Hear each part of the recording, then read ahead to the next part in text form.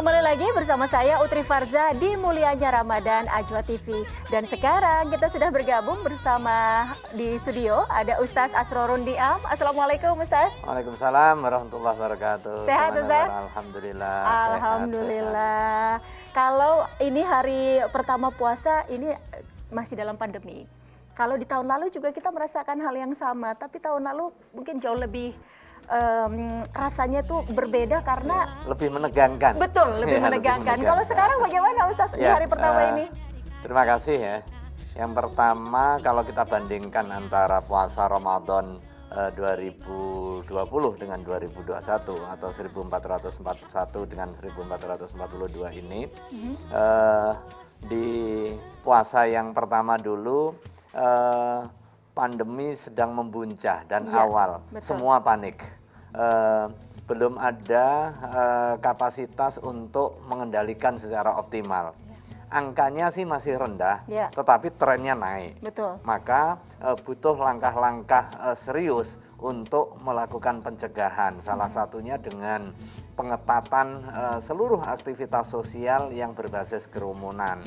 Termasuk di dalamnya adalah aktivitas ibadah di bulan Ramadan. Nah, itu dia. Makanya nggak ada terawih di masjid. Tahun lalu ya, tahun lalu seperti betul, itu sampai, tidak ada tahun lalu. Salat Idul Fitri juga dilaksanakan di rumah masing-masing. Betul sekali.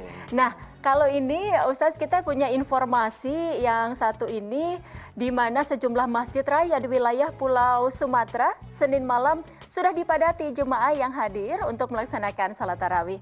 Namun sayangnya pelaksanaan ibadah tidak diikuti dengan protokol kesehatan seperti yang telah disampaikan oleh pemerintah.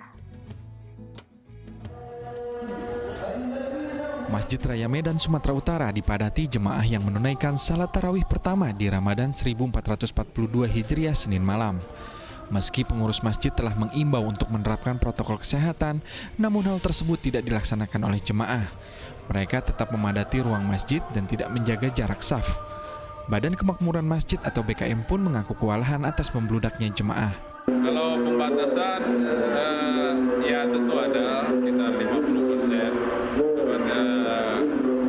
Karena ini tiba-tiba sudah membludak pada malam pertama ini. Tak hanya di Medan, padatnya jemaah salat tarawih juga terjadi di Masjid Raya Baitur Rahman, Banda Aceh.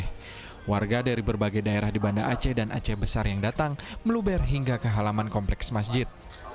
Pelaksanaan tarawih pun dalam jarak saf yang sangat rapat tanpa menjaga jarak. Saya sendiri sih nggak khawatir ya, karena selama ini kan kita terus beraktivitas. Kenapa ketika kita beraktivitas kita biasa aja, tapi kenapa kita ibadah kita khawatir? Jadi kalau saya sih nggak. Kalau saya tetap jaga protokol kesehatannya, tetap pakai masker, terus membawa semua perlengkapannya punya pribadi. Pemerintah sebenarnya telah mengizinkan pelaksanaan ibadah tarawih di Ramadan kali ini. Untuk melaksanakannya, masyarakat harus menerapkan protokol kesehatan yang ketat, di antaranya menjaga jarak serta membatasi kapasitas masjid. Tim Liputan melaporkan.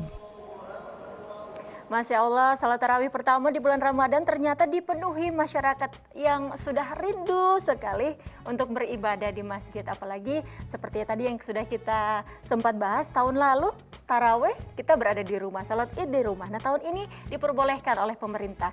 Tapi ada satu pesan dari pemerintah yang harus ditaati adalah menjaga protokol kesehatan. Namun tadi seperti yang kita lihat di beberapa tempat Ustaz, seperti yang di Aceh tadi, protokol kesehatan berupa berkerumun atau tidak menjaga jarak ini tetap dilakukan. Begitu, bagaimana menurut Ustaz? Ya, terima kasih ya.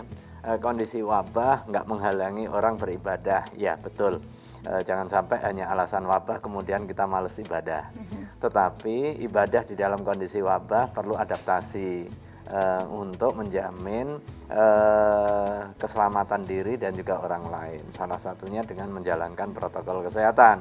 Protokol kesehatan itu bukan hanya sekedar urusan pemerintah, tetapi juga urusan kita, masyarakat yang beragama ya. Satu hal yang diingatkan juga oleh tenaga kesehatan ya. Jadi ada langkah-langkah protokol kesehatan yang bersifat personal, ada yang bersifat kolektif ya, komunitas basisnya. Kalau yang bersifat personal adalah memastikan kondisi imunitas tubuh kita, melakukan aktivitas yang tidak membahayakan kesehatan, menjaga diri agar tidak tertular, kemudian istirahat yang cukup, asupan gizi yang memadai, memakai masker, kemudian mencuci tangan, menjaga kebersihan dan lain sebagainya. Nah, kemudian yang kedua itu yang terkait dengan kolektif. Ya. Sebelum kita berbincang soal kolektivitas tanggung jawab itu, kita harus memastikan individu-individu kita tertib dengan protokol yang bersifat personal tadi. Setelah protokol yang bersifat personal, baru kemudian protokol yang bersifat kolektif. Seperti apa? Misalnya menjaga jarak. Menjaga jarak kan nggak personal. Saya sendiri ngapain menjaga jarak? Kalau berdua baru menjaga jarak. Kira-kira begitu kan? Jarak antara satu dengan yang lain. Saya kira ini yang harus menjadi kesadaran kolektif kita, bahwa kemudian ada case gitu ya perlu diingatkan dengan persuasi, kemudian dengan langkah-langkah sosialisasi. Karena pada hakikatnya aktivitas yang perlu diperhatikan untuk kepentingan public health, untuk kepentingan kesehatan publik itu di seluruh ranahnya.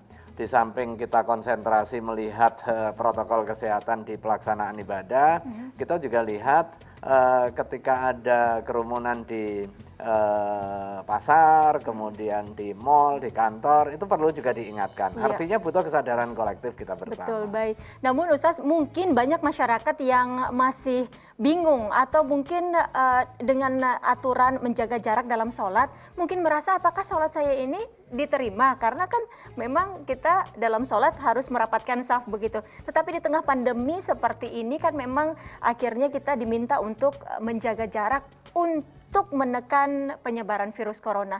Apakah sah sholat kita jika menjaga jarak seperti itu? Ya, terima kasih. Ini pertanyaan cerdas sekali ya.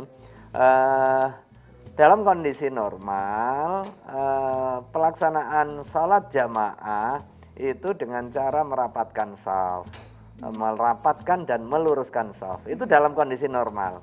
Tetapi di dalam aturan agama itu ada yang disebut azimah, ada yang disebut rukhsah.